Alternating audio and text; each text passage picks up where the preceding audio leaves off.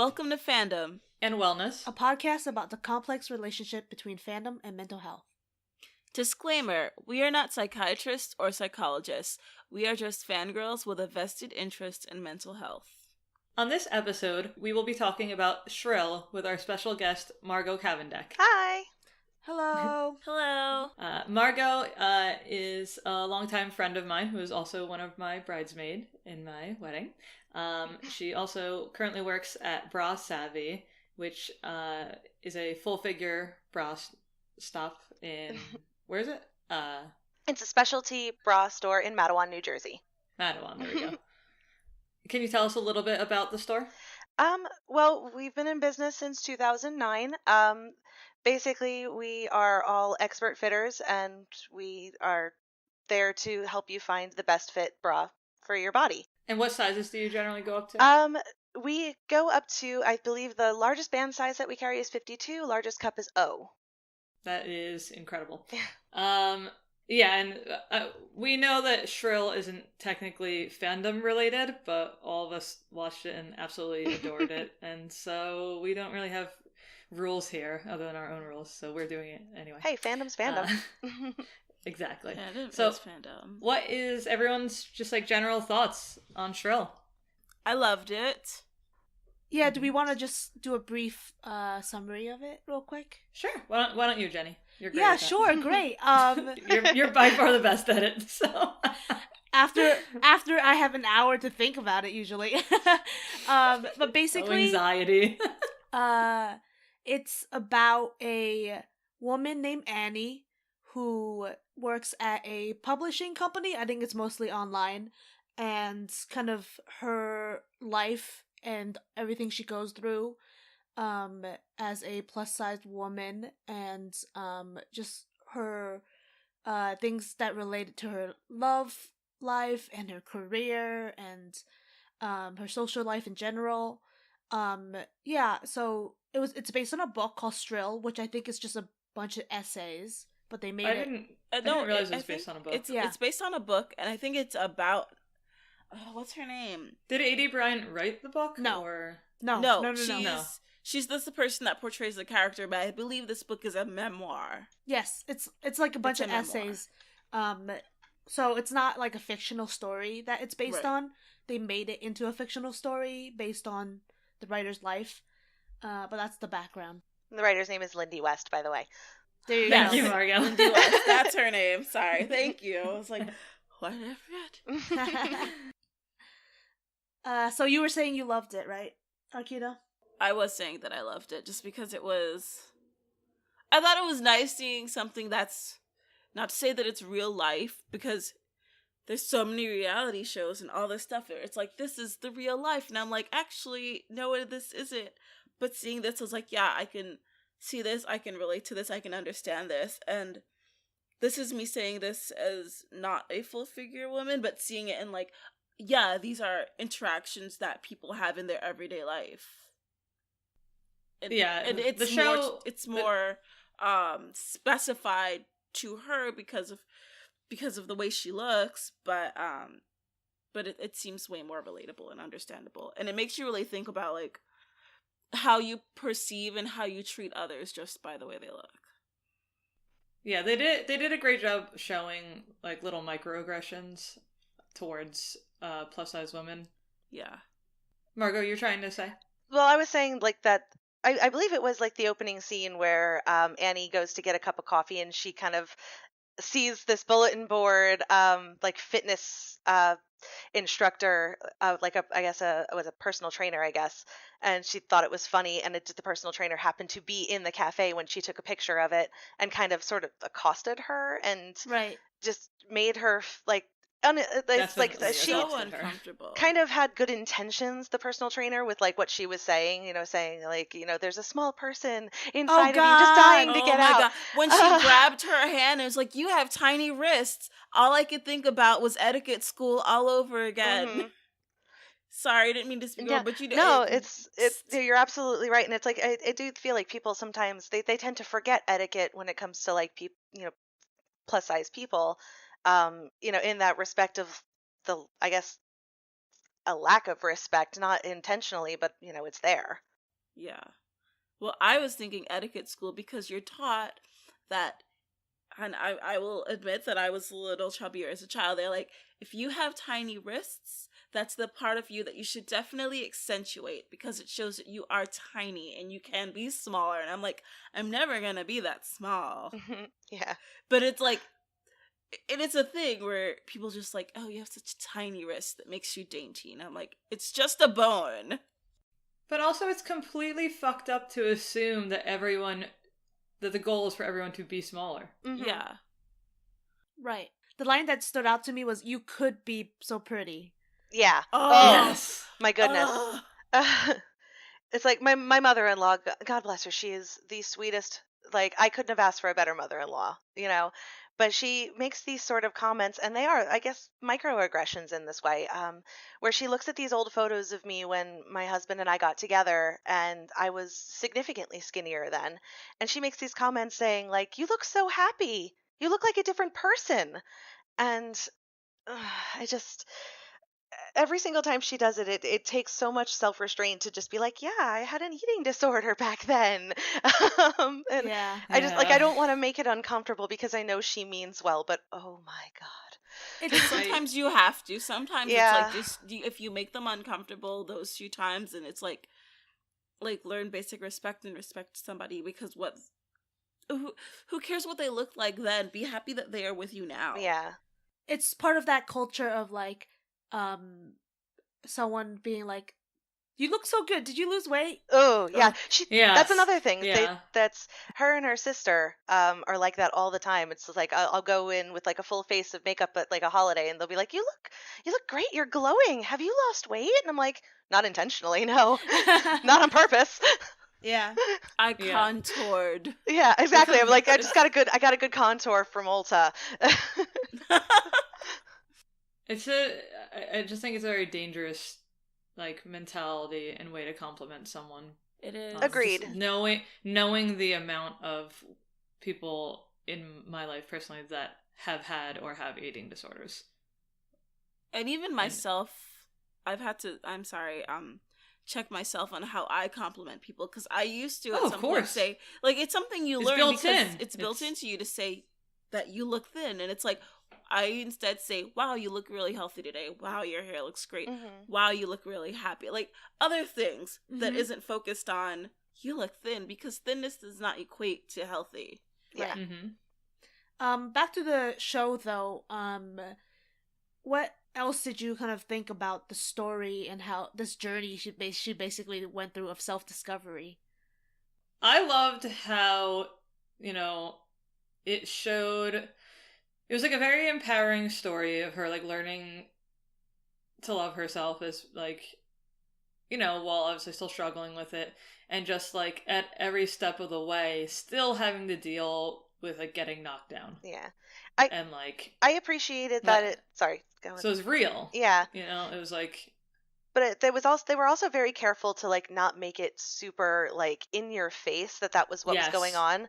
Like it wasn't really about her struggle with weight and self-image so directly, but it's sort of all of these things that happen to her because of the fact of that she's plus size and how the world interprets her. So it's Yes. not really saying like, it's not people saying, "Oh, it's because you're fat." It's just they're saying and doing things because she's fat, but not explicitly saying so. It's the microaggressions Exactly. Yeah. that exist because And I really Yeah, appreciated that.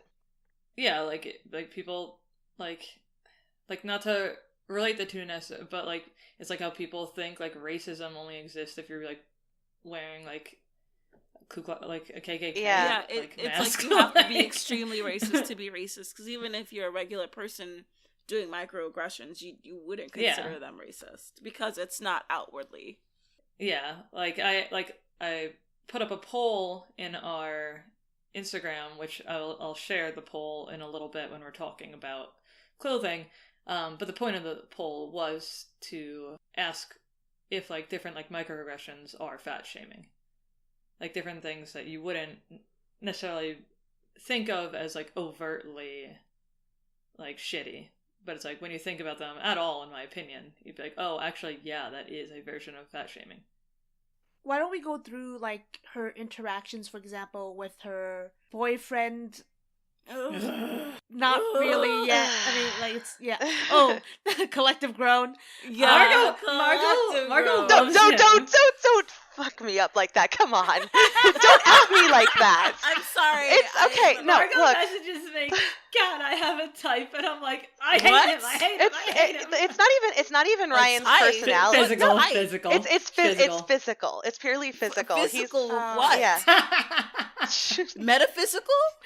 He looks kind of like her husband. Kinda, yeah. Does But her husband is a sweet angel sent from the heavens. He's a cinnamon bun.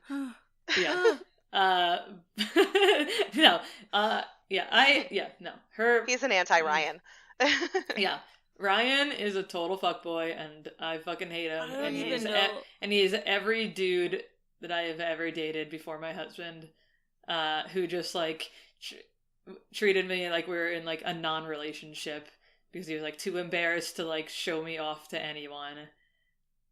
And it's like it's funny because like I've always had a very difficult time explaining like what my relationships were, and then I saw this show and I was like, this is every relationship I've ever been in. This is so fucking weird. Oh, like yeah. like not even being introduced like to someone's like roommates. Yeah. Like Right. He is. He's like below. He's just like a sewer rat. Oh my Rat. god. He's just sewer water. And, He's like, literally just sewer water. yeah, and like every interaction is just like trying to be like a teaching moment for him. Yeah. Like and like It's like talking to a child. Right. It really is. So it just seems like he's just one of those men who seeks a mother-like figure in their Well, his girlfriend. mother comes and does his laundry. Yeah. Yeah. What in the dude's like in his mid-30s, I'm assuming, or late, whatever, however old he is. He doesn't live at home. His mother is still coming to his house and cleaning and doing his laundry. That's already weird. Yeah. Yeah, and I love the conversation that Annie and Fran have, where like she's explaining why she's with him, and like basically like her self-esteem is like so low. She thinks like this is all she's worth. Like this fucking dude who won't even take her on a date. Wouldn't even take it. She crawls out of the back window. That's even I know. worse. I love that it showed him having to like Do it. go back through that route. But and then Fran says we need to untrain you from thinking of yourself in such a brutal way, which is like such a good line. Right. Yes, it does. Honestly, Fran is a great friend to Annie. Like, as I watch the show and watch their interactions with each other, and I'm like, wow, she is a friend that sometimes I wish I had a friend growing up. Not now. I have them now, if you guys know. But, like, growing up and being younger and having such low self-esteem, I wish I had somebody that would be like, think about yourself better because you are better and you are an amazing person. And I think about myself now and I think of how much I've grown, but how much I could have grown if I, like, had that friend. But the thing is, we're all trained, and it's all so ingrained in us to be so negative thinking towards ourselves that you already feel that way. And I could only imagine how much worse it is for somebody who is fuller figure and already has society hating them just for the fact that they have a larger body. Like, Yeah. Also, I just love the cast on this show. Yeah. Like how so many like larger women, and then like her best friend is like the other main character in the show, and she is Wow, black yeah. and queer. yes. And then her other close friend that she works with is a black man, and then Yeah. it just there's just like not that many cis straight white people on the show. Right. Even her boss, who is terrible, yeah. is a gay man. Yeah. Yeah. Yeah. Who is John Cameron Mitchell? He's what's his character's name again? I know he's supposed to be Dan Savage. Is he? Gabe Yeah. Parrish? Like, Is it Gabe? Gabe Parrish. Right. No, Gabe Parrish. That's the character's name. He's supposed to be Dan Savage. Sure. I need to read this now. Like, it's on my books wish list of things I'm reading. I'm reading so many books. But yeah. I don't know who that is. Can you explain? He was one of like the first people to openly talk about like queer sexual relationships, etc. Like on a in like a public forum. Oh, okay. So he's very revered for that, but also a lot of his stuff it's hypersexualized and mostly targeted towards super skinny, fitting in this mold type of hot people when there are lots of hot people out there. I'm sorry. It's like you don't have to fit into this mold in order to be considered gorgeous. And it was one of those he's even had some problematic things come out where he's like, if you're ace, then you should come out and tell your partner on the very first date, otherwise what's the point? And I'm like, that's not okay. Like, in my head I was like, that's not okay. And not all relationships are based around sexual intercourse. Some people don't want it. Yep. He was groundbreaking then, but he's not. He hasn't been entirely inclusive of all queer people. Yes, that's the thing. But aside from him, other men in the show, I know this guy wasn't really in it, but the pharmacist, he was useless. Oh my that god. Pharmacist, like, I love that they just like call him like useless or dumbass or whatever. Angry. And it was like the woman pharmacist, and it's always the woman who has to come in and clean up some guy's fucking mess. She's like, oh yeah, that guy, he's an idiot. And I'm like, you've been coming here for 7 months and he hasn't said a single word to you. Yeah, it's bad. A single word, or like 4 months, and him not saying anything, or letting you know, or telling you the risks, or what could happen just because Plan B doesn't work for someone over 175 pounds. Which, by the way, that is insane, and that's the first time I've ever heard that. Yeah, I didn't know that. Is it the dosage is like... It's that the dosage is too low, yeah. Right. Oh, so which makes perfect sense, like right, but like then when you they get should medication, like a lot of times it's based on your weight. Yeah, like, yes, but then it should also be included that you need a higher dosage. Yes. And get said higher dosage. Yeah. Oh, that's absolutely wild. And I wanna go back to that in a hot second, but I want to finish talking about just like her relationships with different people. Specifically, like, her parents and, like, her mother, even more so. I'm very disappointed in her mother. I'm not surprised. I am not. Yeah, Jenny, I want your opinion. Oh my god. Let me just, do we have 3 hours? It is very, very common for internalized fat phobia to pass from the mother to the daughter and on and on and on. Yep. Yeah, right? Yeah. Like you mentioned earlier, your mother-in-law, like... And my own mother, too, yeah. yeah. Your mother, yeah.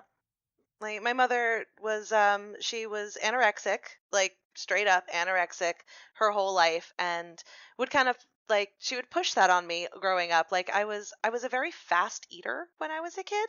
You know, like, they would put a plate down in front of me and I would basically devour it in 5 seconds. And, you know, she would always kind of get on my case about it. She's like, if you keep eating that way, you're going to end up enormous. You're going to end up diabetic, blah, blah, blah, blah, blah.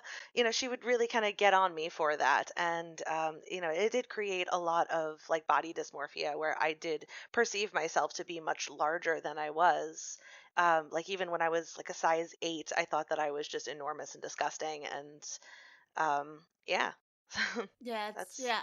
My mom will say things like, you won't ever find a boyfriend if you're fat. No one. She'll say things. Well, okay. Look, my mom's like, she's like an like traditional Asian mother, so she'll say things like even going to work, they won't hire you because you're fat, which is crazy, right? That's not. Yeah. I mean, I've gone back and read. I'm a creepster and I love Jenny a lot, so I've gone back and read some of her, like, you know, like 10-year-old like posts that are Oh my like gosh. like quizzes, like type things, and And some of the things like you've like responded with that like your mom has like said to you have made me very sad. It's well, but it's like it's been the same since we were children. Yeah, it's hard, and it's in the family, and it's pervasive within the family and within society. It does. And it's like, what troubles me the most about this, and I've had my share of the brunt of eating too much, or like all the other things that come along with it from my own family, but also it I don't think what's really hard is that they don't realize just how much of a toll it takes on children, and then children who aren't going to be able to get these like emotions treated or checked, and how it develops into adulthood. Yeah. Right, And in the show, she doesn't go as a child. She doesn't go out in her bathing suit until no one is around. Yes, which is that is so sad, because when you think about it, this is a child. They should be able to go out in their swimsuit and have fun in a pool. Mm-hmm. You're a child, like that should be one of the most fun things to do, is to play in a pool. So why? That affects socialization, you know? It does. Yeah. And the fact that her mother didn't even like say anything. That she didn't even realize like that was the problem. Like she's just like, why don't you want to go outside? And she's just like, I don't feel like it. You know, she didn't even realize that was the reason why, is because she just didn't feel comfortable in a bathing suit, you know, being around people, because of the things her mother was saying to her, presumably. Yeah, and then later in life, you know, when she's an adult and she finally confronts her mother about it. Oh, so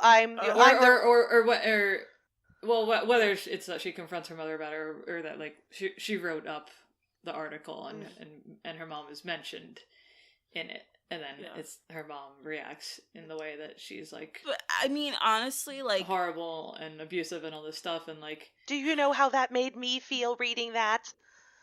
But think about how she's felt her entire life. Exactly. Yeah, like I went through something similar with my mom, who like I love my mom to death, but like we've had our fair share of traumatic past things from my childhood, and it's a shame to me that like I think this is just like a general thing. Like, if you confront your parents about something, they can't hear you. Instead, they think that you're saying, like, they ruined your whole life and they're, like, the worst parents on earth and this and that. And it's like, why aren't you just, like, more concerned with just, like, my feelings if I'm supposedly the thing you care the most about? Yeah. Like, what? Like, just, like, put your feelings aside for a second. Like, no one is saying... Like, it's not, like, I don't think Annie was saying her mom was, like, the worst fucking... mom That's in the world. not at all like, what she was like saying. She definitely wasn't saying that. Like, but it just means recognize my feelings. Like, recognize that like some of the things you said had this very negative impact on she thinks like my personhood. She thinks that she came from a good place, though. That's the problem. Yeah. She thinks that. Well, yeah, of course. One thing I wanted to mention Mama knows best. was one thing I wanted to mention specifically was that her husband, right, is recovering from cancer, right? And that is tied with healthiness. And so she has another reason. So it's like it gets all mixed up, right? With healthiness, with like fatness, and like, so she thinks she's helping her husband, she's helping her daughter by putting them on like these diets, making sure they're healthy, and to be fair, her mom is probably going through her own depression, right, dealing with her husband having cancer, right. I think that like, I mean, like when she's like laying on the ground or whatever, she kind of like realizes like, oh, she kind of was like being harsh. I don't know in her reaction. We don't know what the hell happened, where she went. I think she realized she needed to take care of herself. I think that's what she realized. Yeah. Which I liked. Yeah. Yeah. Yeah, like it seemed like it ended in like, okay, like I realized like I should like hear what my daughter is saying. I do care about my daughter. Like maybe I need this time to myself to like be able to do that for her. I was saying that there's there's this whole tone of like self-sacrifice that comes with the territory of being a parent. And I say this as somebody who's not a parent, but I mean that sort of that way of thinking of like, like how much have I sacrificed for you kind of thing. So yeah, I do think that towards the end she realizes that she didn't really make any time for herself in that way. So that's probably why she did what she did at the end. Realizing that like all of the things that she was doing with good intentions kind of not blew up in her face kind of thing, were just kind of misguided. Yeah, there's no definitive rule book for being a parent. Of course not. And like your internalized like misogyny and everything, which like fat shaming is part of, get passed on. Yeah. So, and it's very hard to like untrain yourself from that, especially as a mom who is now going through the stress of just like being a fucking mom. Yeah. So. Yeah, and going back to like the association of fatness with unhealthiness, there's a lot of people in the show who kind of make that association. Oh, Gabe definitely does that. Right, when especially he's her like, boss. when they all decide to do group fun exercise, forced fun. They all go for a bike ride, and she was late. And he was like, well, everyone else is on time, and the person that happened to need it most was the one that was late. And I'm like, really? Yeah, Gabe has some anger issues. He's just a dick. Ugh, God. He really is. But, I mean... But yeah, equating thinness to health is dangerous. It's dangerous. And also, like, people, he doesn't care if she's unhealthy. No, he doesn't really care. doesn't. He just wants to judge her. Yeah. Yeah. That's the thing. When strangers or people you don't know well, like, say, oh, you should eat more healthily so you can, lose weight, and I want you to be healthy. They don't care. They don't actually care. They don't actually care. They're not involved in their lives. It's just them making these comments, so they feel as though they have the moral high ground to do so. Yeah, which is why it's funny that like you guys are saying like the woman at that shop had like probably had good intentions. Like, she didn't have fucking good intentions. She didn't have good intentions. She's a salesman. Yeah. Yeah. She's a salesman, and that line has worked somewhere for her, so she decided to use it again. Right. And it's worked for her because she has been successful guilting someone. Yes. Preying on the insecurities of her potential clients. Yeah, exactly. And it's not how you want to, like, win over. It's not. You want to make sure that people feel welcomed and comfortable, exactly. Because telling somebody you have to be thin or there's a thin person inside of you, like, yeah, that's such an insane line. That line drives me insane crazy. That it's a real thing people are told. It is such a real thing, and what bothers me so much is just why I used to love following fitness bloggers or whatever, and I'm like, I'm tired of all of you pretending that you have fat rolls. I'm tired of all of you telling me that you can look like this too. I'm never gonna look the way you look. My body is not built to look like yours. My genes from my parents, from my ancestors, are never gonna get me to be what you are. My body's going to look the way I look and develop the way I develop. Yeah, and like she talks about how she tries to be nice. She tries to have these specific traits that she has in order to kind of make up, quote unquote, for her fatness, so that people are attracted to her, which I'm sure people can relate to. They try to make up for their fatness in some other way. Yeah, definitely. There was an article that I found a little while ago, and I actually just pulled it up here. Was it on Bustle? It was. I don't remember if it was on Bustle, but I found it on Dazed here. It's saying like, why is hyper-femininity expected of fat women? And it's Who's just this the article idea. by? Marie Southard. Yeah. Yeah, I met her once on the train. She had a Doctor Who backpack, and I looked at her and I was like, I like your backpack. And then I realized, I was like, that's the girl that also did the Photoshop me in What Your Country Is Beautiful. Yeah. I was like, it's her. Long ago on the That's train. so funny. Yeah.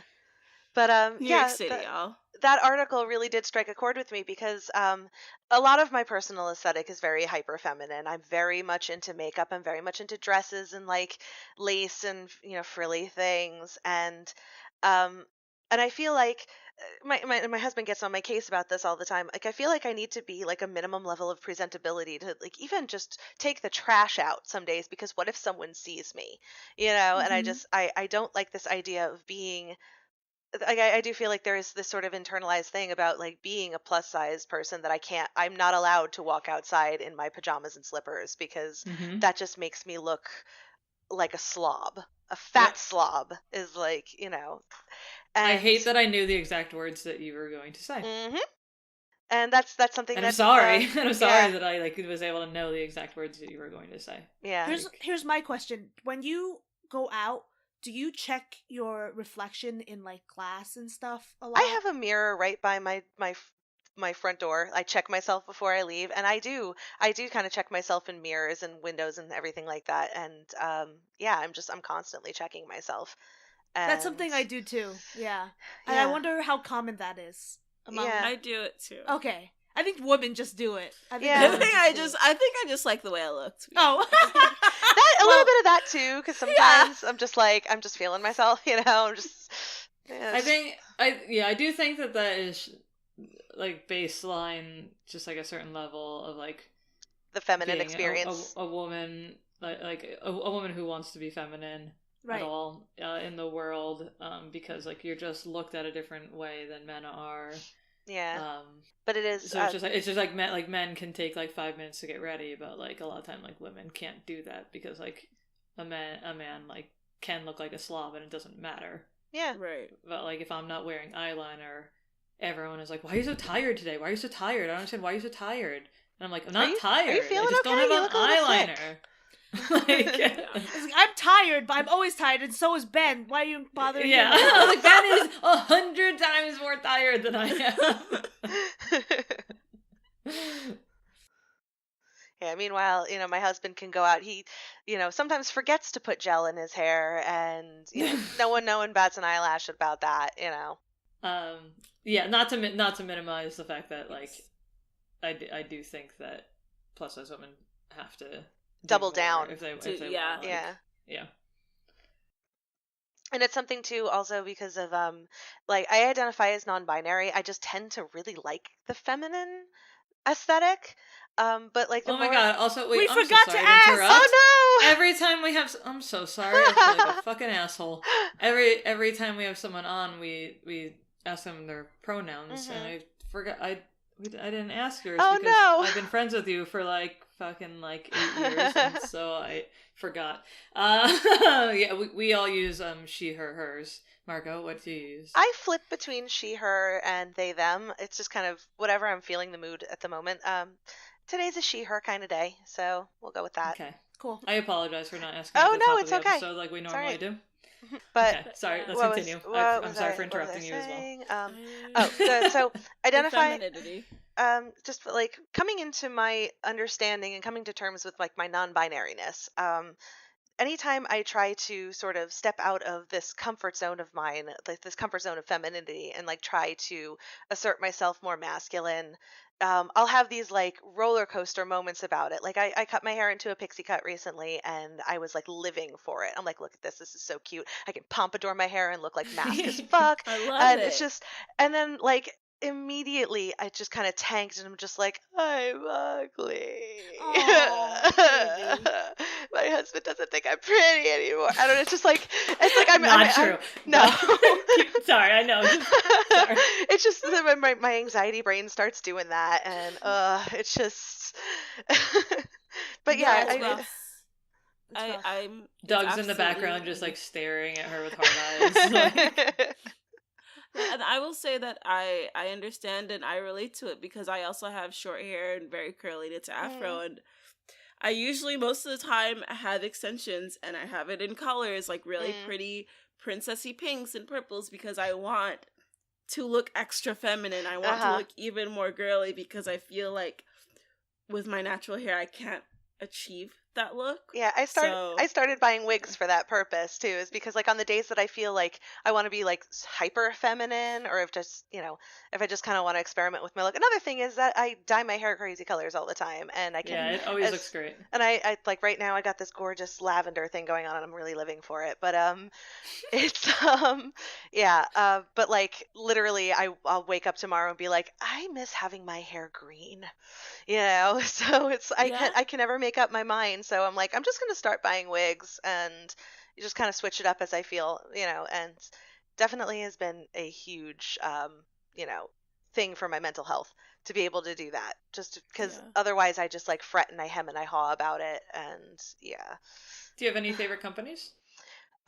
There's this company that I get a couple on Amazon. It's called like Chrisma, I think.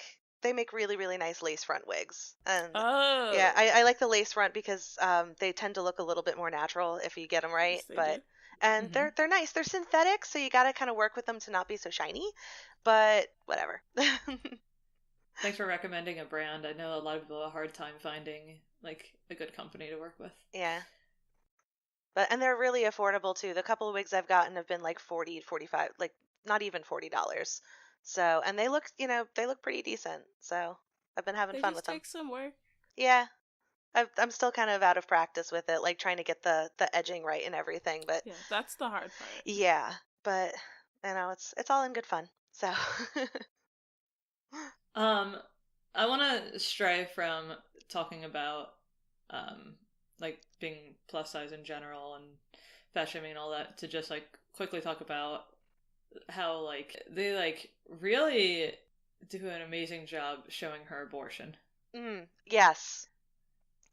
They just like don't shy away from the fact that that's what she's doing. They show it. They, that's like, the main make thing. it like that. It's so fucking cool. Yeah. That and have y'all watched Glow on Netflix? No. Yes. Oh, well, okay. So Danielle has seen it. In the first season, the main character, she gets pregnant and has to have an abortion, and they do depict that too in a very in a very positive light, I believe. It's just it obviously is something that she was like struggling with. It was something that she was debating doing, but she went through with it, and they did kind of show the whole process of it and didn't demonize it in any way. And then it just it happened, she dealt with it, and they moved on. And I thought that was that one, and how they presented it in Shrill. I'm really appreciating that this is what media is doing right now, especially I'm sorry, especially it just in light of all of the pro-life just screaming that's happening in our country right now. With it's actually anti-choice. I wholly agree. Anti-choice. I want to change the language around it. Yeah. I say pro-life with heavy air quotes. Right. So it's like, I know this is all audio, but I'm sure you can feel the air quotes. But yeah. It's just this massive misunderstanding or just straight up ignorance of like just so many things, right? Like like what Planned Parenthood is, like thinking that Planned Parenthood is like all abortions, or even that like government funding goes towards abortions, which doesn't. Like Planned Parenthood, is a clinic for both men and women and non-binary people. Like they provide like cervical screenings, like for cancer, and like just like physicals, pap smears, STDs. I believe prenatal care as well. Prenatal care. They have so many services that people, especially people with lower income, would not be able to get anywhere else. I believe the statistic is less than 3% of procedures done at Planned Parenthood are actual abortions. Yes, and they're also paid for by precisely the person. They're not paid for by the government. But in my opinion, even if Planned Parenthood was straight up just an abortion clinic fully paid for by the government, I would be 100% in favor of it, because anything is better than like backyard hanger abortions, which like not like banning Planned Parenthood, banning legal abortions is not going to decrease the abortion rate. Like, right, like there's been many statistics that show it actually increases the abortion rate and increases the death rate amongst women. Right. Like it's wild to me. And also it's extra insane that like abortions are just seen as something like women just like willy-nilly do, and it's all their fault. That's it, just all their fault, because somehow everyone is fucking Mary and can just like immaculate conception and have babies. Yeah, right. Right? Like men apparently have no doing in this. Oh no, they don't do anything. They're not involved at all. Like I really wish that like more men were vocal about the fact that they have abortions. Mm-hmm. Because, like, you know, like, sometimes you'll see, like, women, like, share articles and be like, you know, like, I had an abortion and blah, blah, blah. No, sorry to be dismissive by saying blah, blah, blah. I wish more men would do that, too. Because it's like, yes, you are also part of this. Like, you are in the decision-making process, like, and if you're not, it means that you are so far detached from the situation that why would she have done anything other than have an abortion? Mm-hmm. Right. Which is like what happened with Shrill, basically. Oh my god, his mother saying we're gonna have a burial for the fetus. That was so creepy and so unnecessary. And why are you injecting yourself into this person's life? You don't know her. Just the fact that the icebreaker was, you know, my Ryan tells me that you aborted my grandbaby. I'm like, oh god. Yeah, great start to a relationship, let me tell you. Ooh, yeah. Just like I don't know, the toll taken on women who have abortions is just massive. Yeah. I raised money for Planned Parenthood 2 years ago, and when I remember that. That when was I did a fun this, time. Geek and Sundry shared my fundraiser, and you know, like, more people were positive than negative, but the trolls on it,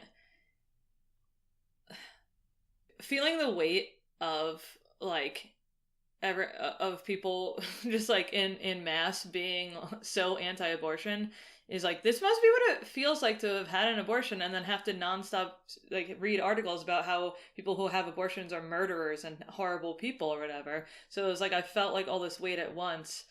And, like, I can't imagine having to, like, have to read this every fucking day. Like, how horrible. Stop being horrible. Just stop being horrible. Like, it's already hard enough to have had to have done it.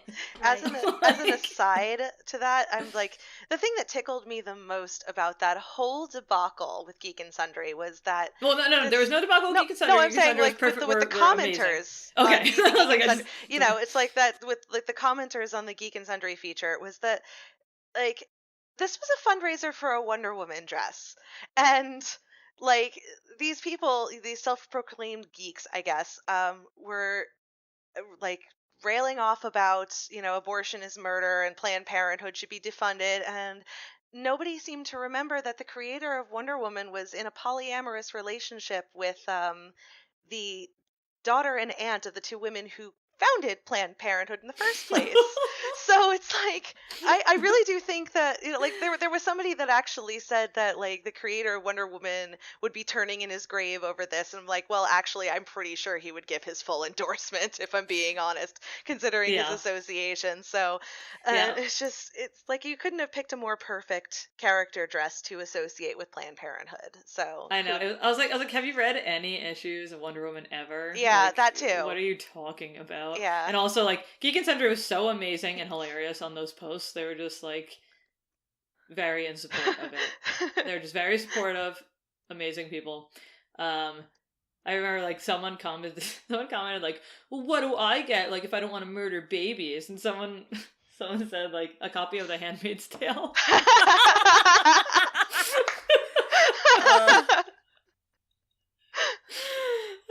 But, yeah. We're a podcast about mental health, so I just think it's important to bring up, like, how heavy it is on mental health for people who have had abortions, that to constantly be slammed on. Mm-hmm. Right.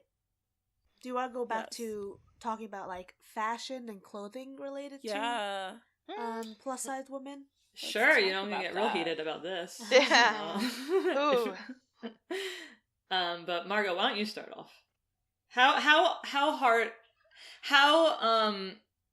difficult is it to find something you love in your size? It's sometimes incredibly frustrating, and I do find that a lot of the bigger retailers are stepping up of late.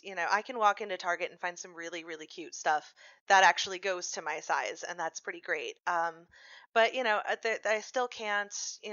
If I wanted to walk into a PacSun and try to find something, like there are Packs. Yeah, don't even get me started. I don't even fit there. Yeah, I run into this a lot, specifically with my job. I'm so sorry. I didn't mean it like that. No. It's just like I've never fit in there. Yeah. And I think I fit into some of like the men's shirts, maybe. I can wear a belt. Yeah. That's about it. But it's or like Hollister. That's another one that's like so skinny mini. And but there was something that I run into a lot with my job is I work in a bra store, and so like sometimes we'll get some like new products in, we'll get some new styles in, and I'll fall in love. As soon as I pull it out of the box, I'll be like, I need this. Does it come in my size? And I check the catalog, and it just goes up to a 38 band and maybe a G cup, and I'm like, oh yeah, typical.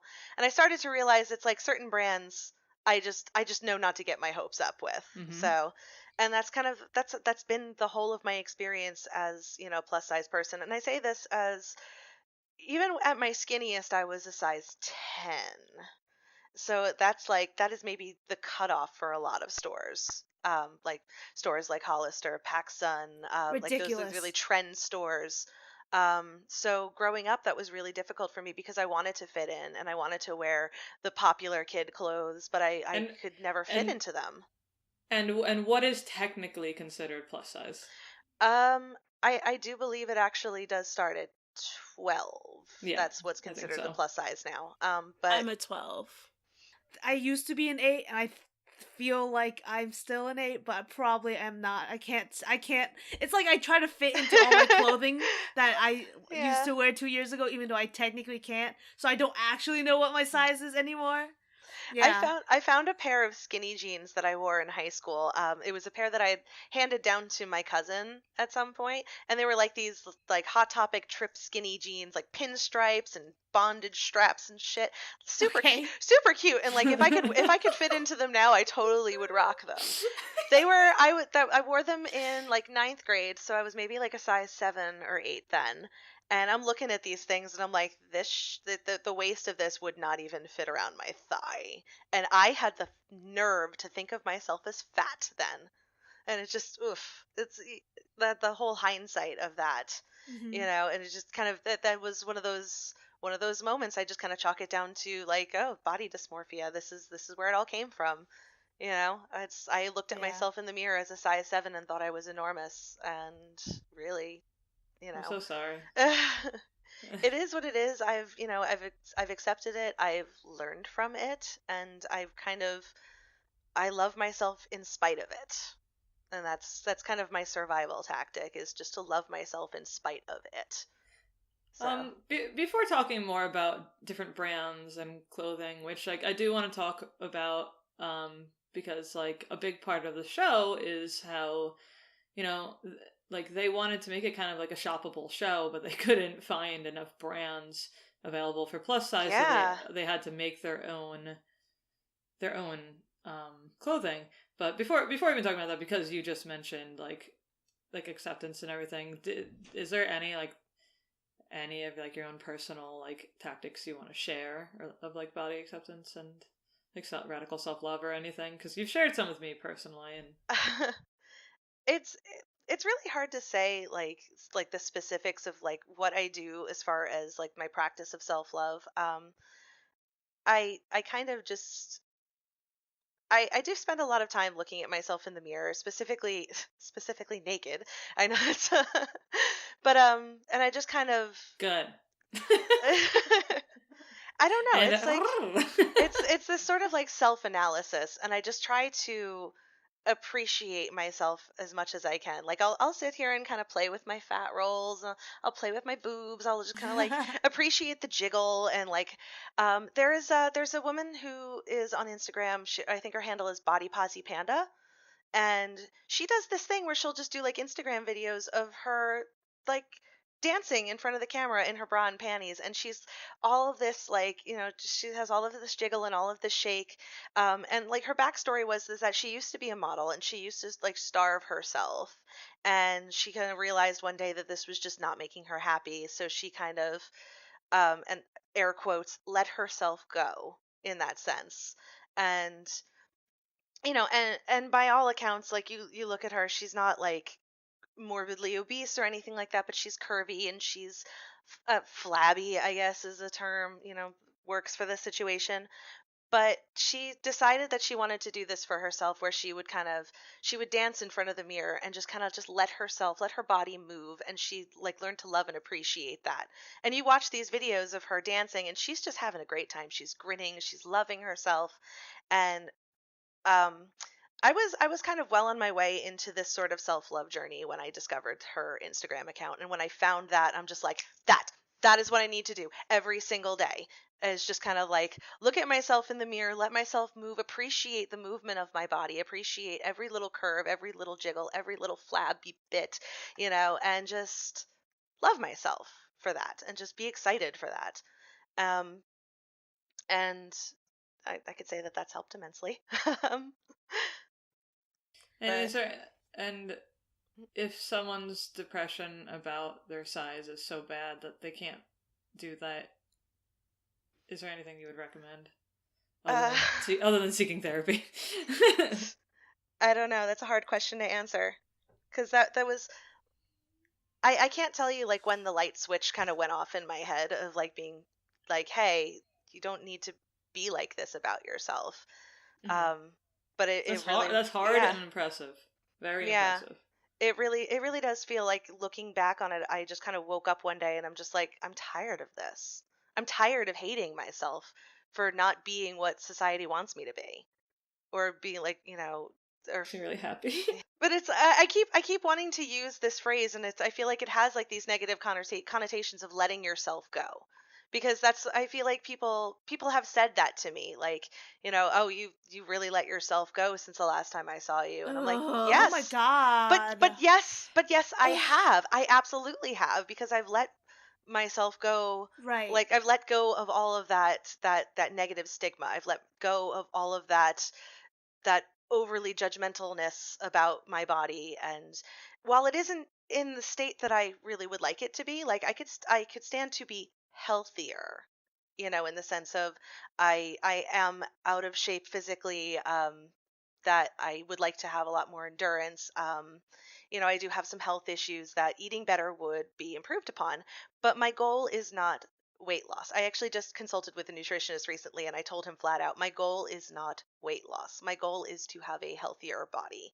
If weight loss happens because of that, then it happens, but it's not something I'm actively seeking, because I want to love myself, whatever my shape is, whatever my size is.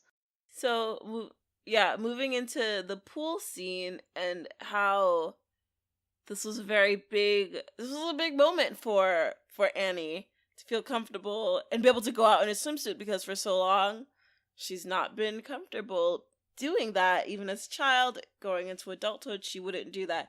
And this was her in a public setting with other women who looked like her, who's probably had the same or similar journey as her in coming to accept their bodies, being open and confident, and being in a safe space to be able to feel confident in their body. Yeah, this is like her like let it go moment. Yeah. It's like seeing all these women who are at completely different, ends of their journey, that she is kind of just beginning in that sense. And just realizing that it's kind of its own safe space, and just being able to just be the way she wants to be. What was the name of the person who was hosting the party? I don't know, but she was really pretty. Yeah. She was gorgeous. And she had, she looks like mine and Margot's like best friend Leanna. Yeah. a little bit, yeah. Right? She's got that same like super the cute curly haircut. and, like, yeah. Yeah, Margot messaged me. She's like, Leanna vibes. Yeah, she was so like she was a great role model basically for Annie to see the kind of woman she could be, who was very confident and comfortable with her body, you know? She was like Yes. lounging at this pool party like a goddamn queen, you know, Like, just completely And owning Fran herself. Is Yeah. it It's just, Vic? hello. Vic? Was it Vic? Vic? Could be. Yeah, it was Vic. It was Vic? Okay. Yeah.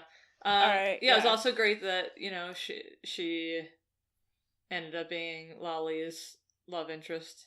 Yes. I love Lolly was like, go get her. She saw her as soon as she walked in. I know! Like, I have to know her. Eyes on the prize. I saw the prize. Well, Lolly's the actress's name, right? Yeah. Fran. Sorry, Fran. yeah, Fran. Sorry. I follow her Instagram, so... But yeah, no, I loved that. Like, watching that scene, I felt so happy for her. And I felt happy watching that scene because it's a scene that doesn't play out very often in real life outside of these spaces. And that bothers me a lot because when you think about it, that's such a safe space for her to exist in. But what really frustrates me a lot about safe spaces is that they exist in silos, and it's not out in public. It's not out in places where you are most of the times. And it's like, how do we get other people to be okay with letting other people exist? And I don't mean it in a way of let everyone exist and let hate speech continue because it's technically a free country or whatever, but like, don't spread hate where hate is not needed. Yeah. Well, that scene was awesome. It was. The whole fucking show was awesome. Yeah, also, and that's where she also is introduced to the woman who makes her own clothing, who doesn't really, to my memory serves me, I don't think she really plays like a role in the show. No. I don't think she ever comes back. Other than just like, fine. Other than, I think they really just introduced that character to make a point of being like, plus size clothing doesn't really exist unless someone custom makes it. Or it doesn't exist and it's not cute. Mm-hmm. Yes, yeah. Doesn't, yeah, exactly. Sorry. Or is really cheap. But when I say cheap, I mean like not affordable cheap, I mean like cheaply made. Yeah. Yeah. Yeah, so let's talk about clothing Yeah. with that. So first I want to talk about the poll that we did. Yes. Did several. Yeah, so we posted a series of polls. Arkeida, do you want to read them, and I'll let people know like kind of the answers. All right, sure. So I will. The first one that we had posted was: is it fat shaming to only sell sizes in extra small through extra large?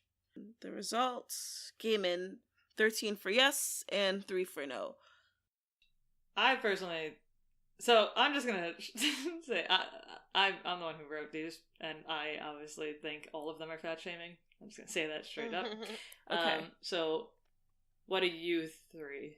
Yeah, I definitely think that it is a sort of like a fat shamey move to do. Like, if we want to kind of talk about a specific example, the idea of like Victoria's Secret, saying that they weren't going to make sizes for anything above a triple D because that's just not the customer that we want to have. That's essential. That's, I don't remember the specific words, but it was just basically that they were saying that was not, they weren't interested in catering to that clientele. And surprise, they're closing down 58 stores. So what does that tell you?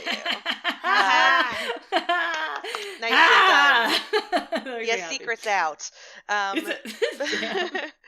But yeah, like that's the thing. It's happening more and more too. Is that that clothing retail providers, who aren't going to be accommodating, they're not going to last in the rat race. They're going to get picked off because obviously they're not going. They're excluding a massive demographic of people.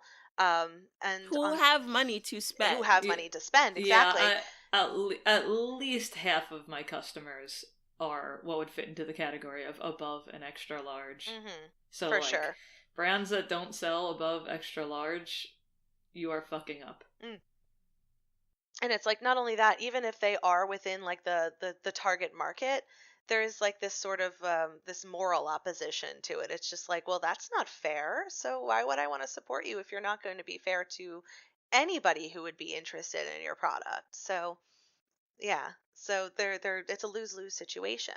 So Yeah. Jenny, what do you feel? I don't think it's fat shaming. No, How dare you? get out. And let's exit Jenny. How dare you, Jenny? Yeah, right. Jenny is the control panel. Jenny has left the exits chat. us all out. yeah, I mean, like, it's not inclusive. Yeah, and again, like, fat shaming doesn't have to be overt. Right. Even though I personally think that is overt. Yeah. It's gatekeeping, like in a literal sense. It's Yes. saying you are not good enough to shop in this store because you are not thin enough to shop in this store. So I've never thought of it that way, but that is... mhm. Yeah, it's making an intentional decision as a brand not to include a sect of customers. Arkeida, question number 2. Number 2 is it fat shaming to sell above an XL but the charge a fee to the customer?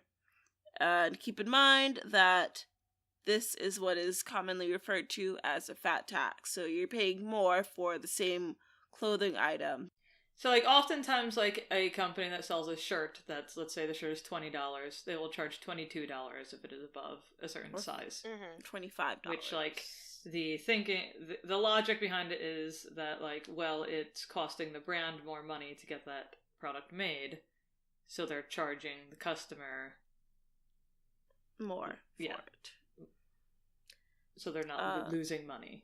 I will say that fan mail, we did do that because we got charged extra for the larger sizes. Yes. We passed that along. And how do you feel about that, though? Bad, but like, Yeah. it's like we get charged it, you know? It's like we need to pay for it. So we like pass that along so that we like make any money whatsoever on the If you're a shirts. small business. So that is the reason, right? Like Right. you're being charged more, so you're just passing that along to make up for what you're being charged. And Right. I fully understand that. I'm a strong believer in just like work that into your price for everything. However much you are going to end up having to charge the largest person, just like figure out a number to charge everyone instead. Whether that be charge literally $1 more for everyone, that way you don't have to charge the larger sizes $2 to $3 more. Sometimes it's $5 or more. Yeah, whatever the amount is, like, Yeah. work it into your costs so that you don't, like, that's what I do when I price my dresses. I charge an amount that I will be happy with for everyone, no matter what size they are. And that's the way it kind of should be, is, you know, for your, what is it, your bottom line is you should be like factoring in what the maximum cost of production should be, Right. regardless, like across the board. And that right there is just like, you know, cutting corners and trying to save as much money as possible, which, you know, kind of plays into the idea of like the whole ethical consumption under capitalism thought process. Yeah. Arkeida, do you want to ask the next question? Yes. The next question is it fat shaming to only mainly showcase thin models for your brand? And that was at 100%. Yes, it is fat shaming. Yeah. And I 100% agree that is absolutely fat shaming. Because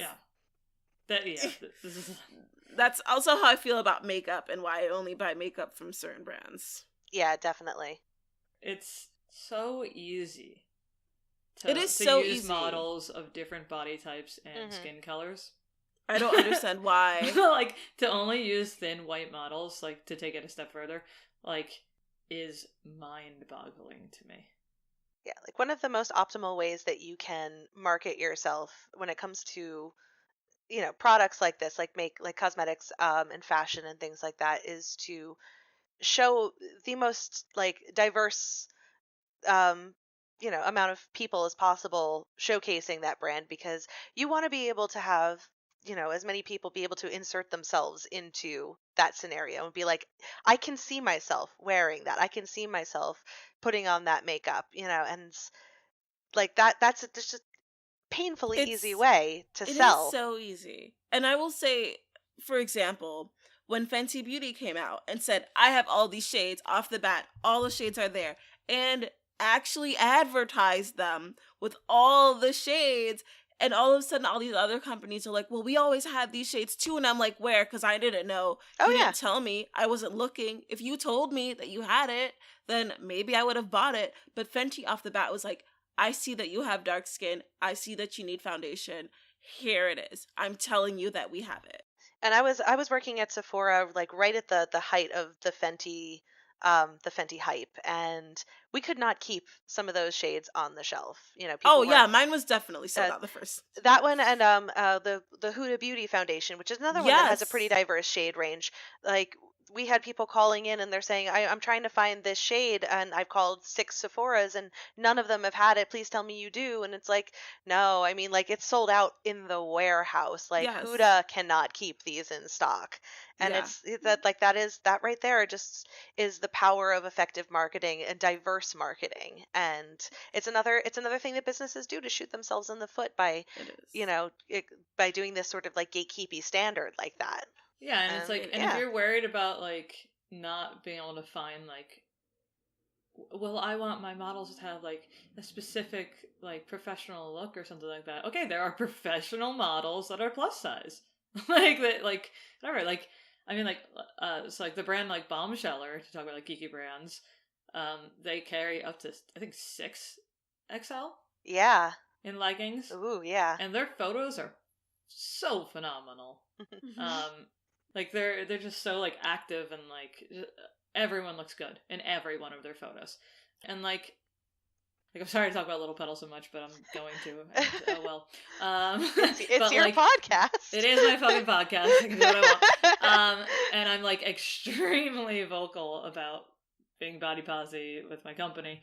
But like you're talking about like how important it is to be able to like see yourself in like the clothing, and like that is one of the biggest compliments that I get about my company, especially when at a convention. Like, people just like come up to me and Leanna, and like, you've worked my booth, they just come up and they are like, can I please hug you, because like this is so amazing, like this looks like it's just me, like these people, they just look like they're me. Yeah. And like, I cannot believe that like you're showcasing women like in my size. And I'm like, yeah, like why wouldn't I? These are just like my customers like modeling for me. It's so much more powerful of a thing than thin people often think about. Yeah. I think as a thin person, I would say. Yeah, like I mean, I think like 3 or 4 years ago at AwesomeCon, I was so like my customers are, or my models are my customers, right? So like, and they're just like my friend at the time. They were like mainly just like my friends who lived in New York, and not necessarily people who lived further away who would like travel. So a lot of them were white women. And at AwesomeCon, like one of my black customers said to me, like, "Hey, like you need to put more of your customers of color, like on your wall. That's like visible, because like I know you have a shit ton of them, and like we need to see more representation." And I'm like, I definitely agree with you. I try to as much as possible. It's really just about like who can come up for photo shoots. But then I was like, that's not good enough. I shouldn't just base it on like who can like come in for photo shoots. I need to like be more active about that decision like making process to like make sure like what I am putting out in the world is what other people can like see themselves in. Like, I can't remember what the statistic is, but like majority of women in this country are above a size 12. Oh yeah, something like that. The majority of the women in this country fall into the category of plus size. So you're alienating the majority. You're creating this this false exclusiveness, that, and coming back to that idea of like gatekeeping. It's like you're not that creates that sense of you're not good enough and you're not pretty enough and that kind of nonsense. Yeah. All right, the next question, which threw me for a doozy because I had never seen this before. I'm sorry if my wording was... No, I'm just saying, like, reading it, I was like, who does this? Is it fat shaming to have a direct link to a lose weight with perfect keto diet on your brand's homepage when you're a bathing suit company? Ooh. I have never seen this happen. Obviously, the results are all yes. Obviously, yes. All of them were yes. And this is an actual thing that there's a pretty famous geeky bathing suit company that does this. And so in the geeky community, you know, we want to be as supportive as possible of each other. And we want to always be building up each other's brands. And yes, we do. Like, we don't want to be cutthroat and competitive or anything like that, you know? So it is a little bit odd for me to try to call out any type of brands, but at the same time, it is scary to me that there is a brand that's scary to me, like that that does this. Like, it is scary to me. And like, I will, if anyone messages me, I will tell you the brand. I'm not going to say it right now on the podcast because like I don't know that the two of you are comfortable with that, and it is also your podcast. But like, my concern are my plus size customers over this brand. Yes. Like, I think that is a dangerous thing to do, to only sell up to an extra large and then have a weight loss plan. There are only 5 links on their homepage, and like one of them is this like lose weight with a keto diet, which I assume means that is advertising. I assume that means like they are like paying them to have that on their website. A sponsored post kind of thing. A sponsored post, but like that is fucking dangerous. There are other sponsors out there. You don't need to be pushing more diets, more fad diets on people. And keto is I'm sorry, I'm saying it wrong. I don't... Keto. Yeah, well, I only know this because my physical therapist is a nut for keto. So it's like I learned that I was saying it incorrectly as well because she just would not stop talking about it. Anytime I went in for, you know, for like physical therapy, she would start talking about this guy on YouTube that, you know, is like revolutionizing the keto thing, and she just like it apparently changed her life. It's one of those things that kind of almost becomes like a cult mentality. That is the vibe I got. Yeah, it's like the people who follow it are very religious about it. They're very enthusiastic about it, and they want to tell everybody. They're just like in your face about it. If they wanted to have a blog post about it, yeah, I'd be okay with that. But with a heavy disclaimer. But to be a bathing suit company, that is very focused on the body. You know what I mean? And like, bathing suits are something that people are very sensitive about, like how their body is going to look in them, and like even the thinnest of women like deal with like body dysmorphia and like what they think is fat shaming. It's part of this culture, and I know that wellness, quote unquote, is sometimes used in a different way, in that it's like your life is good and you're healthy, but it could be like even better. And do you know what keto is supposed to be for? What? It's supposed to help people lessen their seizures, I think, when they deal with that. Oh. And that's what it was originally created for. And it just so happened to be like incredibly fat burning, so of course, you know, people pounced on that and marketed it, because like you do. I will say I'm not on the keto diet, but I will say that it does have a very cult-like following. Yes. But the one person that I know that's on it has talked to her nutritionist about this and knows that it's not a long-term thing. And I think that's one of the hard parts of like these fad diets, is knowing that you can't do this forever. Like, it's not a long-term thing. It's like not an end-all be-all to fixing anything. Yeah. Okay. So do we want to Yep, next. move on to the next? Okay, so This the was next the one that I might question. have worded odd. All right.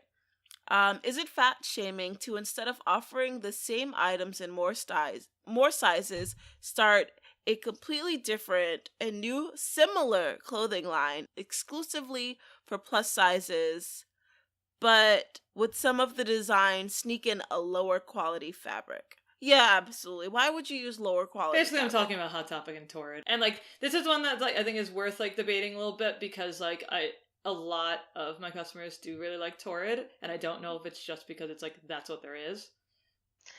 And I know they have some cute pieces. Yeah, they do.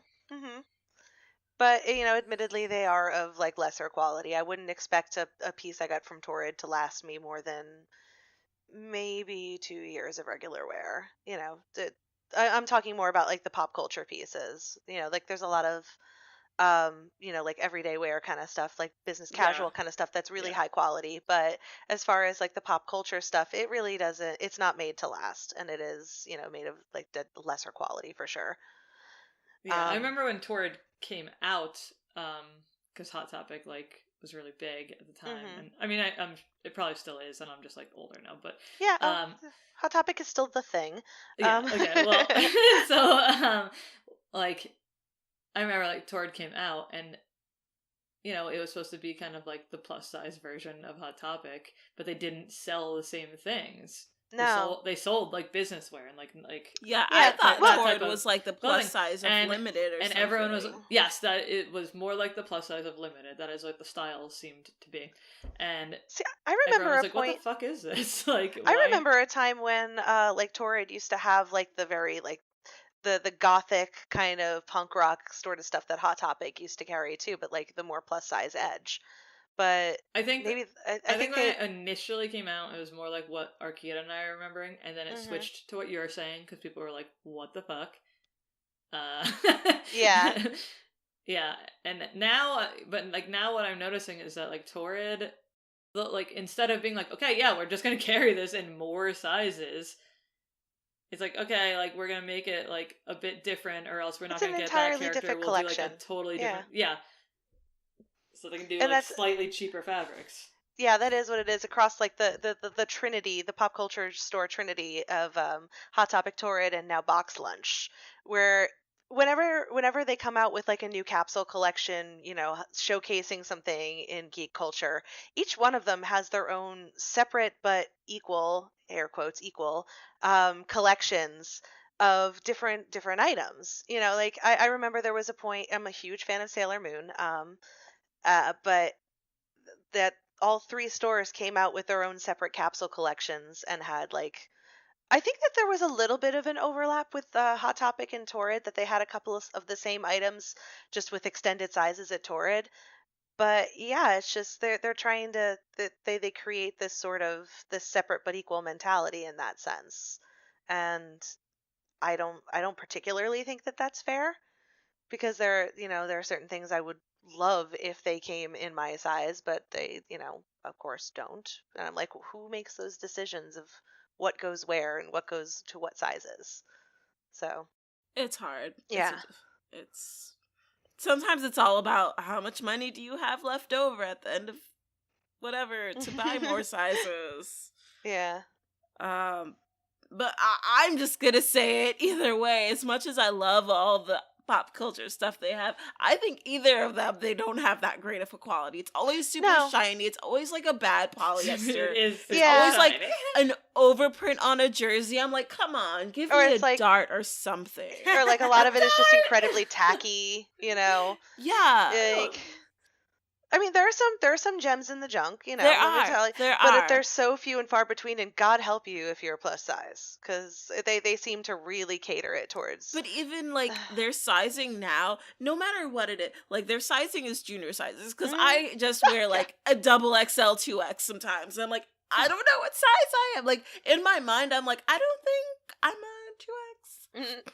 But then like in some of it, I'm like, oh yeah, I'm a medium large. But then another, I'm like, where am I wearing a 2X? And it's like, pick one lane and stay in it with your sizing, because it's very confusing. And that in and itself is just, it messes with your perception of your body, because you're just like, so what am I? Am I a medium or am I a 2XL?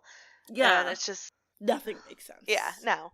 Yeah, I'm like a Ready to wear fashion, like whatever. Like even when I made, like, the only thing I ever made that were sized were my tutus, and I refused to call them by sizes. I renamed them all like bodacious and like luscious, like and curvaceous, precious, and like just like they're like different words. And I was like, look, like I don't want people to like feel bad when they look at my clothing tag. I want them to feel good, and I don't know. Like, I understand that, like, I guess like large corporations like can't do things like that, and that's like the joy of like being a small business, but just the idea of anyone like feeling bad in my clothes is like not what I want. No. And like, I don't know, I just like think CEOs somewhere need to think about that shit. But yeah, I guess I don't have to, because they they're don't making billions of dollars, and they're not thinking about. Maybe if I were making billions of dollars, I'd stop thinking about that shit. But I hopefully not. Was that the last question? There's one more. It was like a fill in, and it was like if our listeners or our story viewers were comfortable in sharing some of the fat shaming experiences they've had or they've been able to relate to. So for one, somebody said that larger sizes are only available online and you can't try them on in store. And that really pisses me off. Like, that is an automatic no for me if a company does that.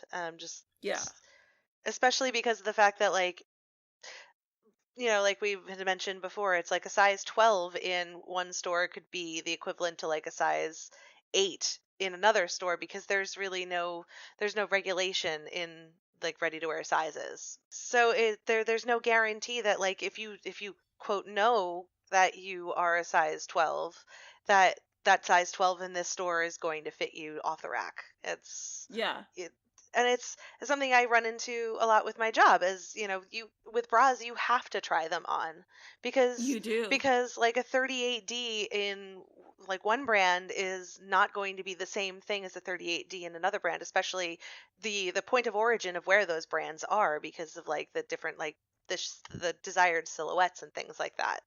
So, desired silhouettes. I work in intimate. The desired silhouettes. Sometimes if the brand is based in another country, like, how do their body types fit? Yeah. How do, like, it's all about that body type, and like so many like things. UK brands tend to like the silhouette of like the breast to be rounder and separated a lot more, which American women look at that and they're just like, no, what? No. I don't like that. I hate that in American bras. Yeah, because that's all, like, tits sweat. It's the push up. It's the in and up. That's an American bras. And like, I personally don't think that that's attractive, especially because of like with my huge tracts of land. That just I'm like, I don't need my boobs up to my chin. Thank you very much. Like, it's just too much. It's not practical. But yeah. Also, there is no standard women's size. No, there's not. Right. Like, there's a standard men's size, but women's sizes are just based on what that pattern maker and designer wants the sizing to be. Another one, which is really... this actually infuriates me. One of our listeners said they once had a customer tell them that he'd go out with them if they lost 10 pounds. What in the mother-loving fuck is wrong with you?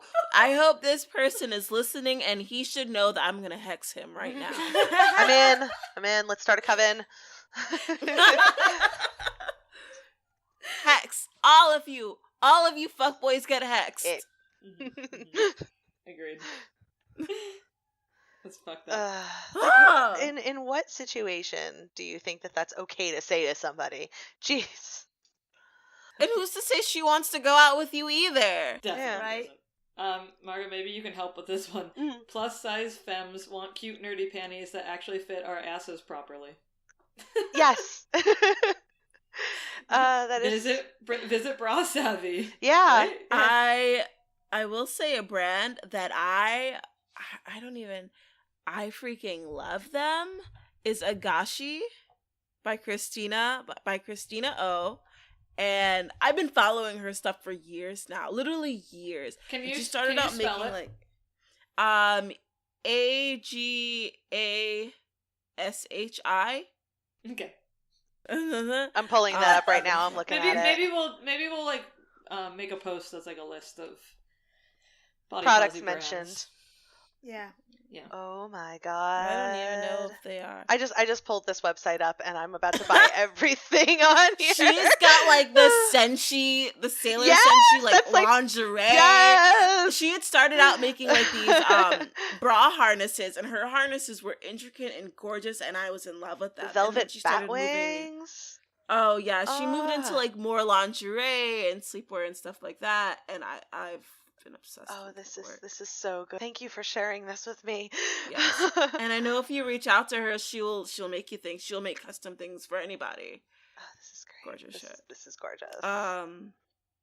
Where was I going? Oh, nerdy underwear. Nerdy underwear there. And maybe if I decide to like actually make underwear again, like make it, who knows? Cuz that's what I'm trained to do, is make bras and panties.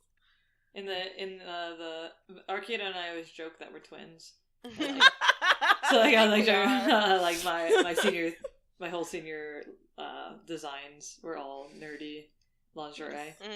Yes, and my high school senior design was a wedding dress plus the nerdy lingerie plus the nerdy Which is funny because I dresses. started out as a wedding dress designer. Oh my god, please stop it. And Arkeida is about to get a Harley Quinn tattoo, and I have a Harley Quinn tattoo.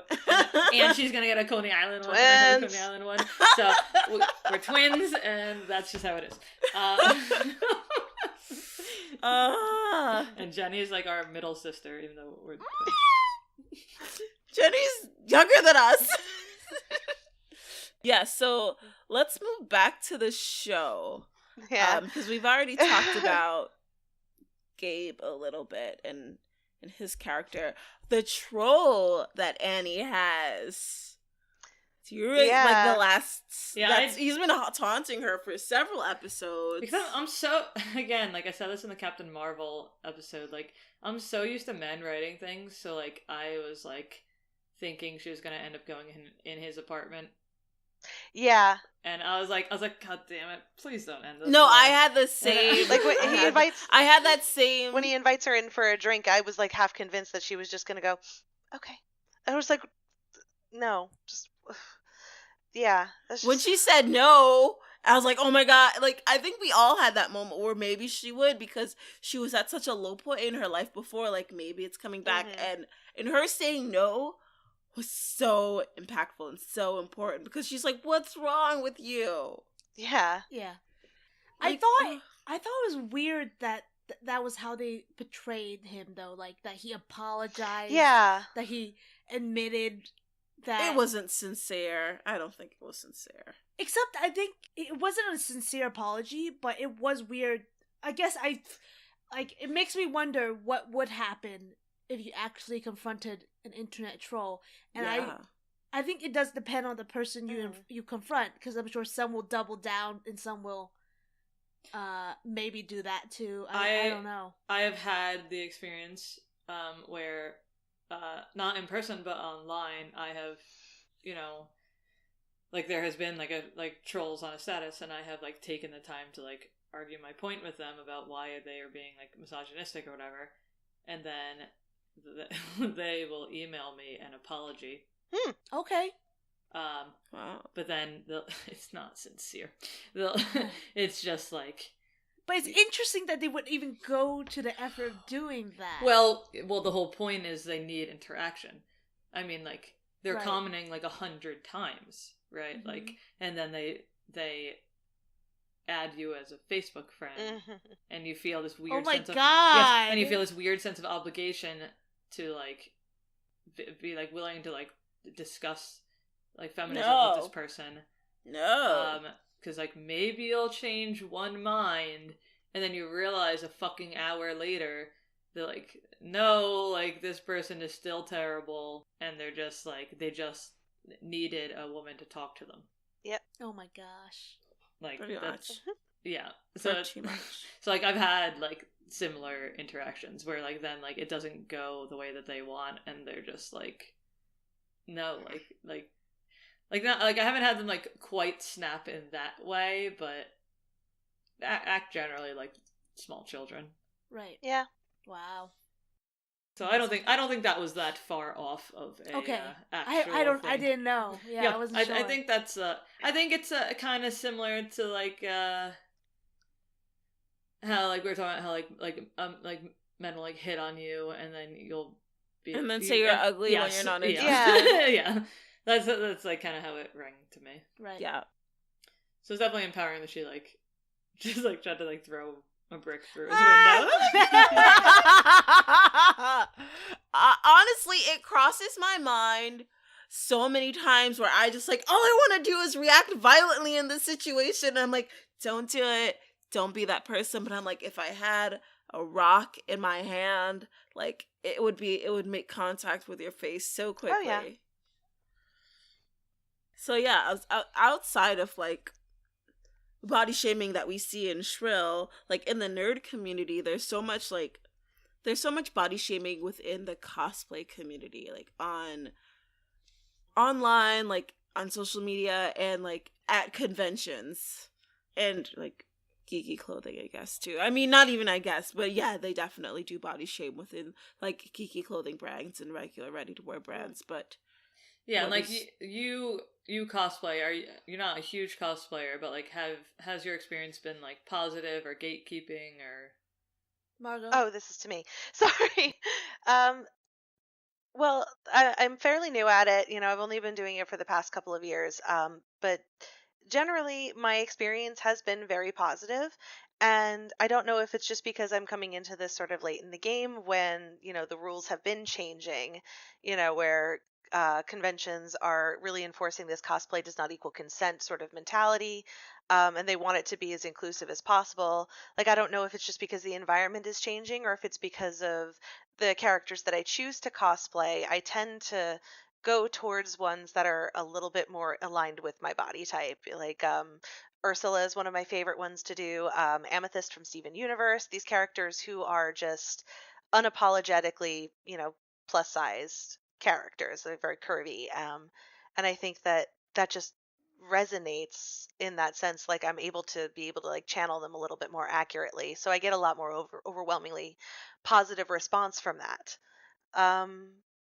But yeah, generally I haven't really had any issue with it, though I know it happens.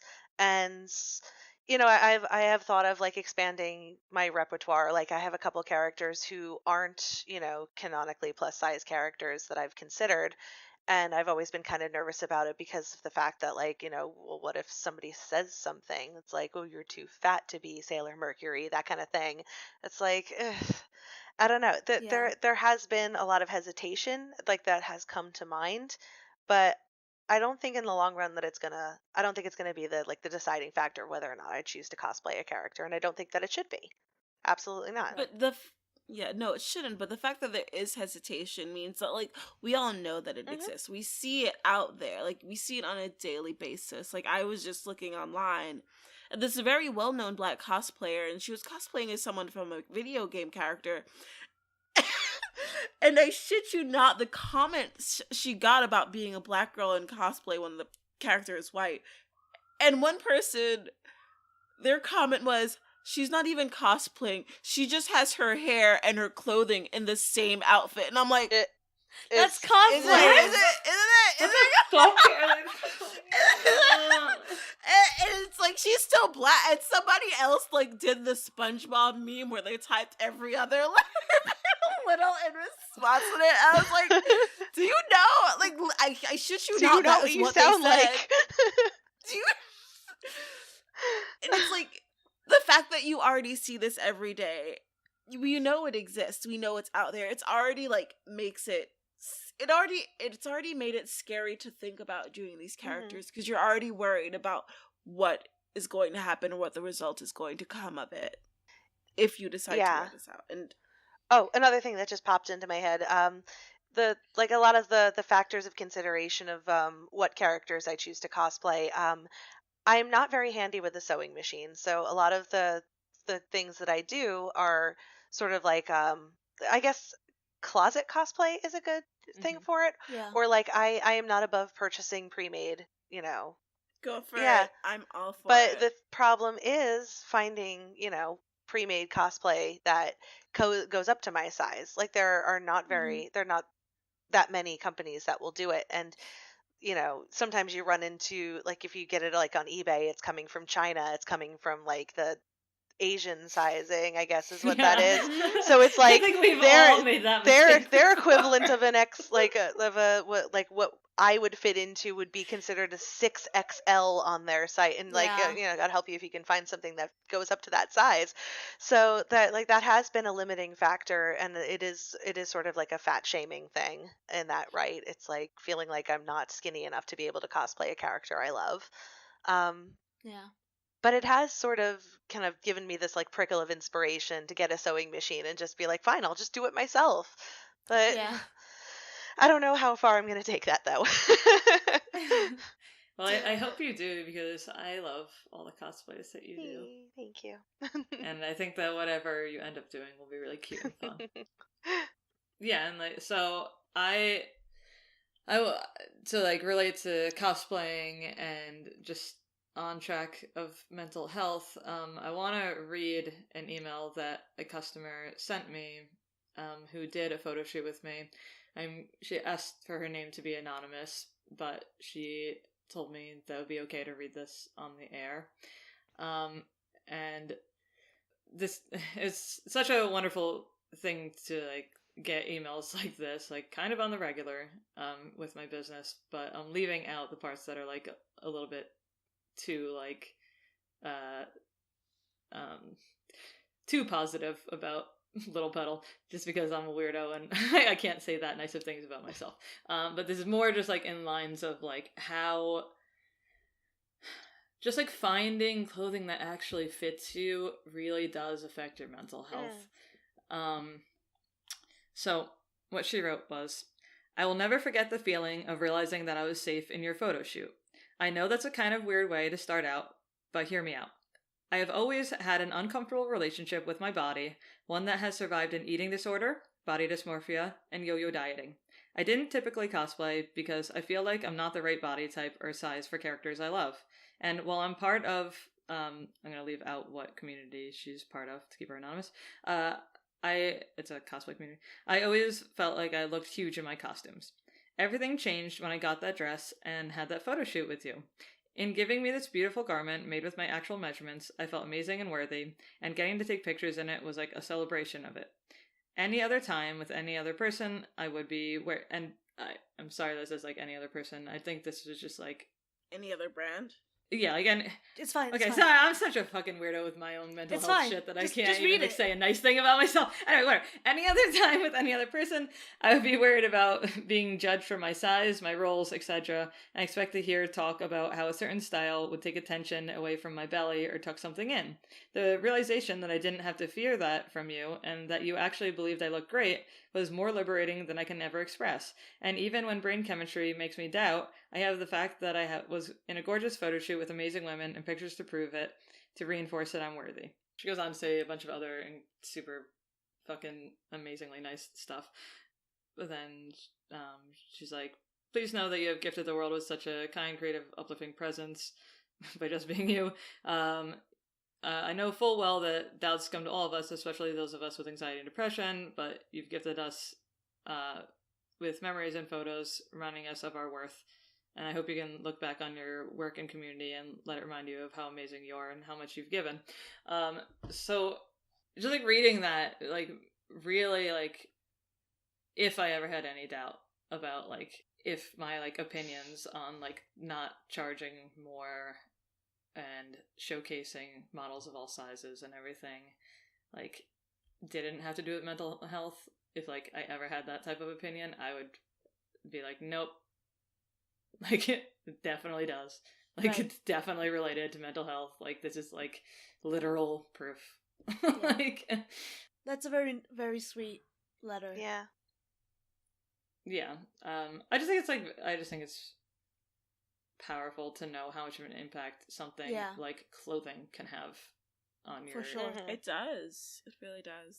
And I see it a lot at my job too. Just like I've had customers like break down in tears in my fitting room because, we finally found them something that actually fits and they're seeing themselves in this way for the first time, and it's, just being in the perspective of like being able to help that person. It's very empowering, and it's a good feeling. And I can't, Yeah. And that's something that like I feel like everyone needs to know is a thing. Mhm. Do we have any final thoughts on Shrill? I can't wait till season 2 comes out. Me too. I'm going to rewatch Yeah. it just for my happiness. Yeah, know? if you haven't watched it yet, you are in for a fucking treat. And I'm excited to see where they're going to take it next, because it's like she's definitely like found her voice, but I feel like Annie's got a long way to go as far Yeah. as, building up her confidence. It's like I hate the fact that she went back to Ryan, but I'm kind of hoping that develops into.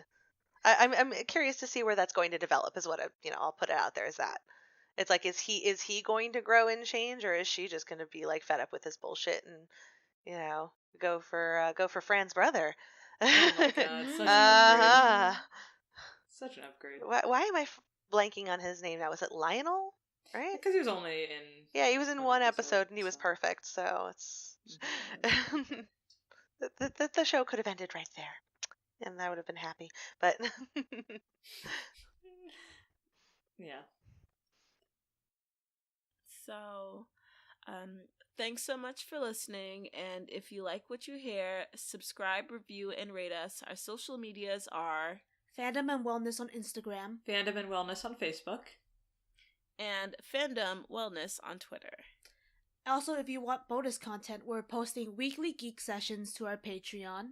Your support means that we can continue to improve the podcast, so join our fangirl family at patreon.com/fandomandwellness. We will also be at AwesomeCon at the Little Pedal and Fan Mail booth, which is in the vendor hall, booth 720, so come by and say hi if you're there. We are also doing our first panel ever on Friday, April 26th from 7:30 to 8:15 in the Pride Alley room. Room And 152? Sure. Yeah. And that's followed by our Avengers Endgame private screening after party, which we will apparently teleport to because it starts at 8:15. Oh, jeez. Actual screening will start a little later, but The people will start screening lining the movie up. starts at 8:45. Yeah. Ooh. But Yeah. get there early so you can check in And put your your raffle raffles tickets in for all of And our get the best amazing- seats. Yes. Mm-hmm. Yeah. Mm-hmm. Margot, do you want to say our sign off? Sure. Thanks for listening, and remember, be kind and take no shit. Yay! Thanks for being on.